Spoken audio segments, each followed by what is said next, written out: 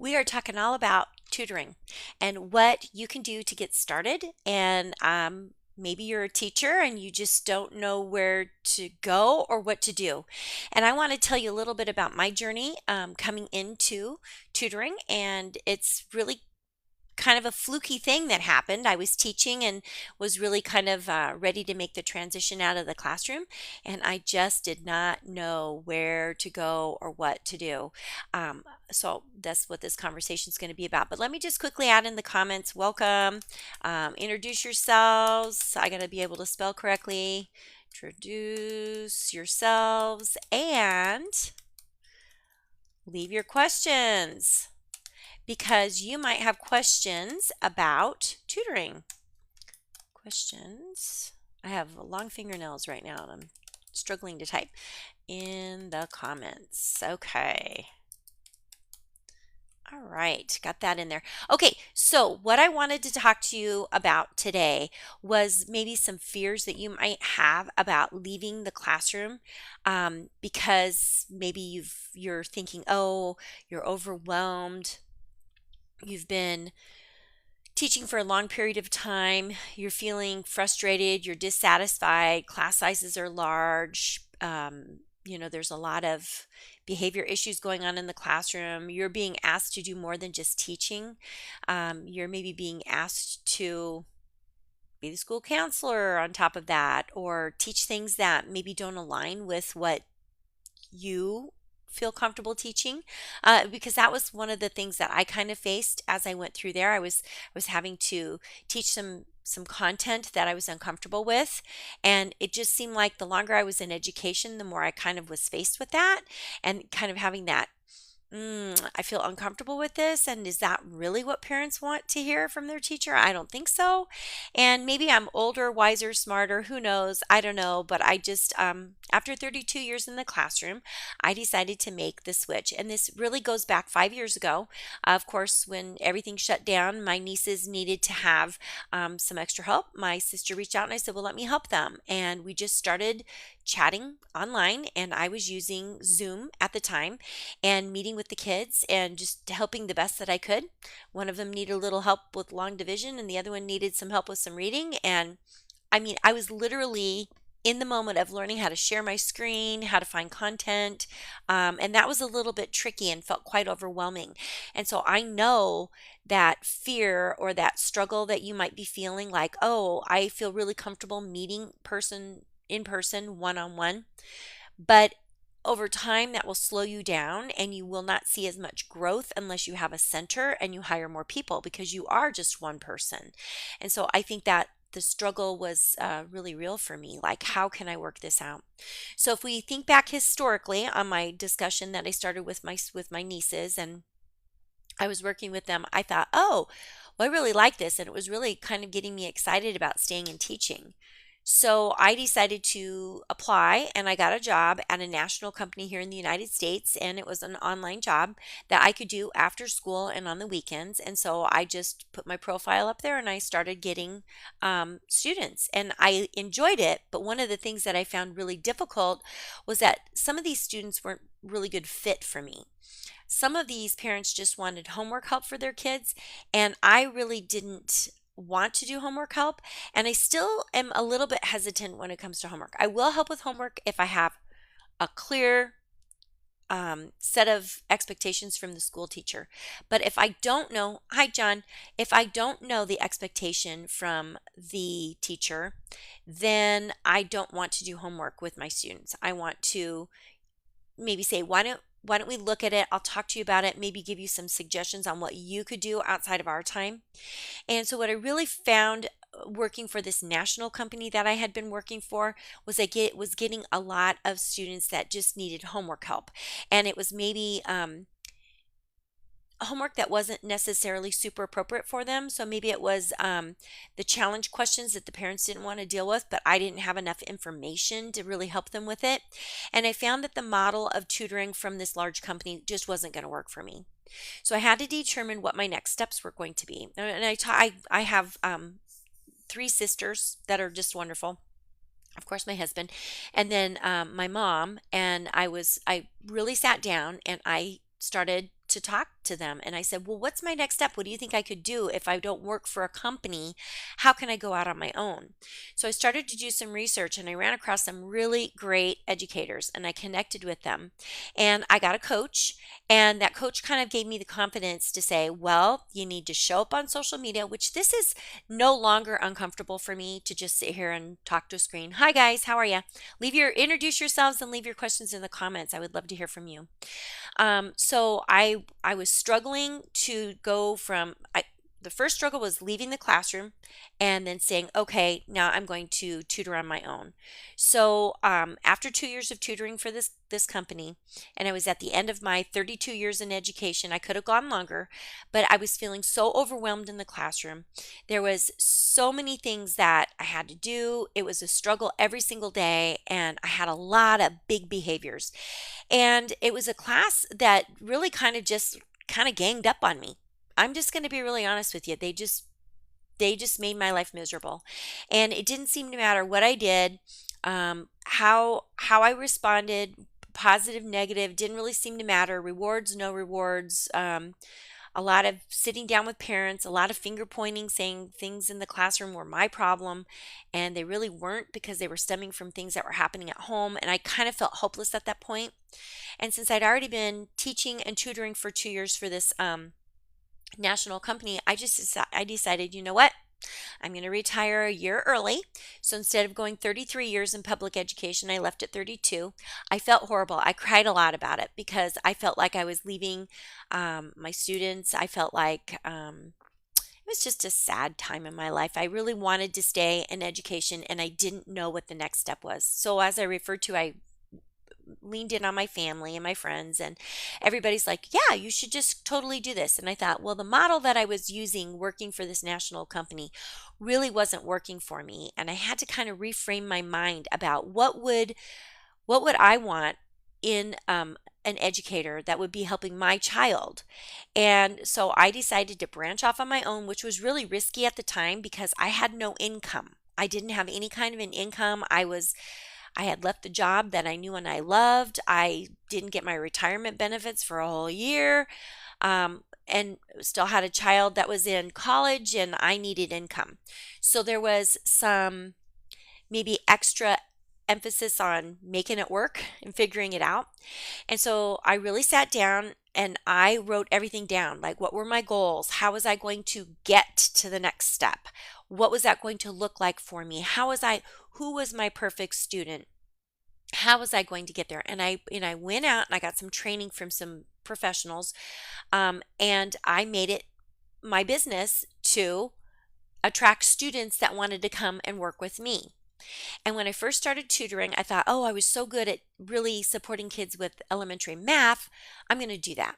And I got landed my first students, and I was going from my house to their house, but it was a considerable amount of distance, and I was very limited to the number of kids that I could work with.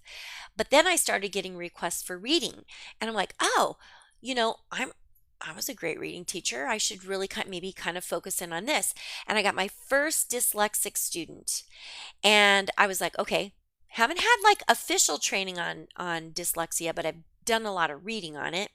And I have some really good ideas about how I could help this student, but I realized that I needed more training. So again, I went through some self-training and paid for some courses and took courses, which solidified all of my gut instincts about how to do it, but gave me very organized methods for teaching struggling students with reading. Branded myself from a math tutor to a reading tutor. I still help elementary math students, but that's not my emphasis. I go up to a certain point and then I stop. And now I have students that are kindergarten, first grade, all the way up through ninth grade and high school, and I help them with their reading and writing and spelling struggles. It's a real thing. When we look at public education, private education, homeschooling, doesn't matter what it is. You're going to go and you're going to buy a textbook. And as a matter of fact, I have one of my textbooks that I use with my students right here. That's for my older kids. There's always going to be a hole in the curriculum. There's no one curriculum that will work for a child. So, when you're hiring a tutor, you want to find an expert who can actually help identify the holes in both the curriculum and what your child is missing. And that's what I do. I do the initial assessment now. This is how I work things as a private tutor. So if any of you are on here and you're an educator or you're an expert at something, you're like, "Oh, I really like this. I want to learn how to do this. This is how I do it." I say, "Okay, I help your child make improvements in their reading, writing, and spelling. And I do an initial assessment, and I have some assessment tools that I use that give me a clear red signals like, oh, yeah, this is clearly where there's some holes. I talk to the parents about what's missing. I say, do you have any reports from the school? And I get a general idea, and then I narrow it down to a pretty specific plan on how I'm going to move that child forward based on all of my education, my undergraduate and my graduate training. And then I go, okay, here I am. This is where we're going to start. But each time I have a lesson with a student, I get more information and I take notes on that. So I know if something's working and if something isn't working, I make changes. But over time, my students see gradual but significant changes in their ability to read, write, and spell. And I have to tell you, the older the child is, the longer it takes for them to overcome their reading, writing, and spelling problems. Let's think about that in terms of maybe you speak one language and you want to learn a different language. The older you are, the longer it takes for you to overcome your reading challenge. So the same thing happens when there's a child who is a struggling reader. It takes longer and longer because the class is still moving forward, right? They're not stopping because your child has a problem. They just keep you adding new information every day. And then the kids are on this real struggle bus and they're feeling frustrated. And they might come home and maybe you're seeing big behaviors at home, or maybe the teachers are seeing big behaviors and you're like, my kid doesn't act that way at home. Well, it's because there's a lot of holes in their learning. And now I want to go back to that conversation that I had earlier. If you've been here the whole time, you heard this. My last couple of years teaching school were really difficult because it was pandemic, post pandemic time, and our kids had a lot of holes in their learning. Yet we were still expected to teach grade level material, and they were really struggling. And so we saw a lot of big behaviors, and I just decided I was no longer willing, I guess, to deal with those big behaviors in large group settings. Now, that's not to say that I don't have big behaviors from some of my kids that I currently tutor with. I mean, if I'm working with a child who is either dyslexic, has ADHD, has autism, has a speech language development issue, any of those things, we might see some big behaviors and maybe that shutdown that occurs when a child is feeling really frustrated. But that's when I have the luxury of saying, all right, let's stop. We don't have to do this anymore. Let's change gears. Let's go play a game, reset our mind, and we'll come back to this tomorrow. Or let's work on, we've been working a lot on your reading. Let's go work on your writing. Wow, that sun is really shining in here. I'm going to kind of move this way. It's almost blinding me. Let's go this way just a little bit. That'll help. Just a little, not a lot. So when you're looking for a tutor for your child, if you're a parent and you're looking for a tutor, I want you to ask some questions. And I want you to ask questions like, how do you go about doing an initial assessment? How do you handle behaviors? What are some of those things?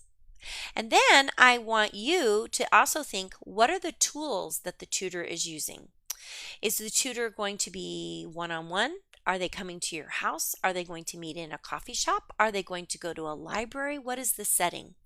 Or are you going to be lucky and get a tutor like me who will meet you in your home virtually, just like this? This is exactly what it looks like, only I share my screen and I'm in the corner and the information's on the screen, and the kids get to manipulate the things on the screen. And sometimes they're just using a piece of paper and a pencil and holding their stuff up to the screen so that I can read it. But I have some, over time, I've had to figure out my systems. And that's the other thing. If you've got a really good tutor, your tutor's going to have systems in place for booking, for payments, for communication. They maybe have a blog that you can read occasionally. They're going, like today's, I have one of my students has a birthday today. I have a special social media post for my student with a special message just for her. And I've already sent a little birthday message via Amazon with a gift card because that's what you do. You show up for your students. Does your tutor try to go to social events where the kids are? I mean, I would hope that you have that kind of a relationship with the tutor. And if you are a tutor, I want you to work on building those relationships with your students. Knowing, liking, and trusting are a huge factor in overcoming learning problems. And if the kids know that you are really invested in them as a person first, you're going to go a lot further with them than if you just show up and say, "All right, let's get busy." And one of the things that I do in my practice is every single time we meet, we chat for the first minute or so.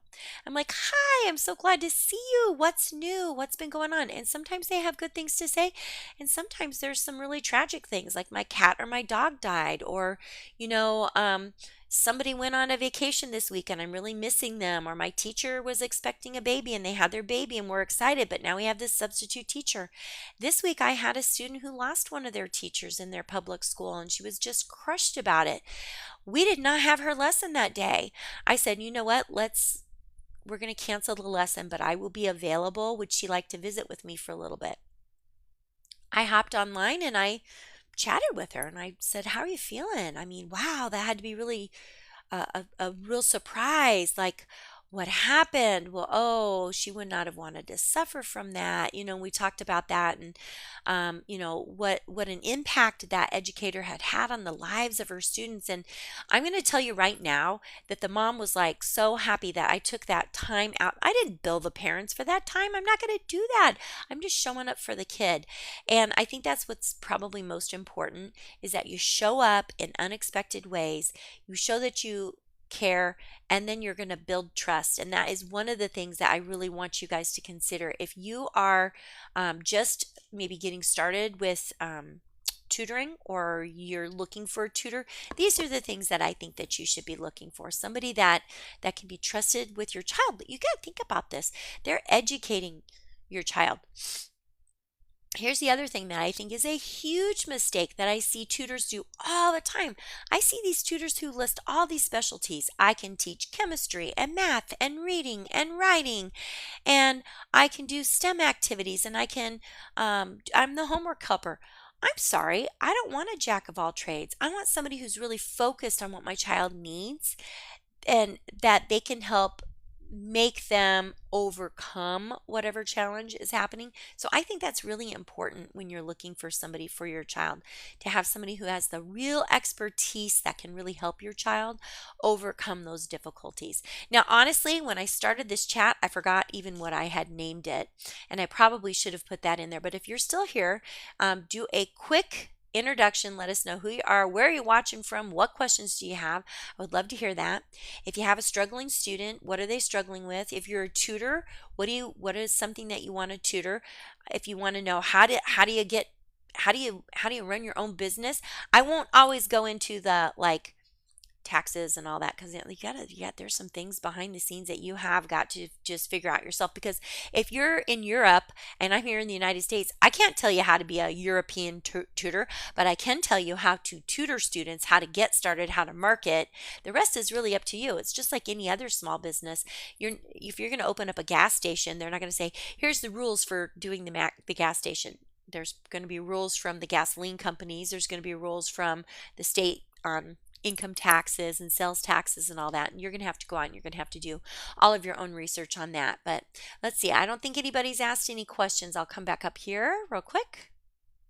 Nope, I don't see anything. So I think I'm going to end this live, but I want to thank you guys for joining me. The other thing that I want to mention is, if you're looking for information on me, you can head over to my website at tutoringwithsheryl.tutorbird.com. Sheryl is SHERYL.tutorbird.com, and you can look into how I support students and how I support tutors there through the Tech Hub for Tutors, which is a membership. You got to pay to be a part of that. And you get bi-monthly, 2, sometimes 3 trainings on different things that I'm doing in my own private practice that I know that you should be doing in your own private practice to help boost sales, because you're basically selling yourself, right? And you're trying to grow your business and get more students, but also how to make teaching online a breeze, because it really can be done. You don't have to drive house to house. All right, I'm going to wrap it up. Thanks for joining me today.